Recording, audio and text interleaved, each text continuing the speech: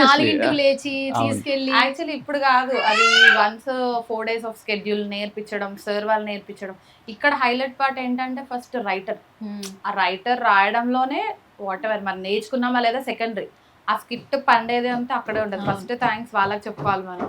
And ఇంకొకటి ఏంటి, sir వాళ్ళు ఎక్స్ప్రెషన్స్ చెప్పడం, కొన్ని లైక్ ప్రాక్టీస్ చేయించడం, ఇది ఒక్కరిది వర్క్ కాదు. అంటే లైక్ తను తీసుకెళ్ళినప్పుడు ఆ సాటిస్ఫాక్షన్ కాదు, లైక్ 4 days ఆఫ్ కష్టం, స్లీప్లెస్ నైట్, 1 day షూట్ అంతా ఉండి, నెక్స్ట్ టెలికాస్ట్ అయిన రోజు లైక్ ప్రోమో వచ్చిన రోజే మేము లైక్ ఓకే డన్, ఇలా బాగా వచ్చింది అన్నప్పుడే మాకు అది పోద్ది. ఇంకా ఆ 4 days కష్టం అంతా పోద్ది.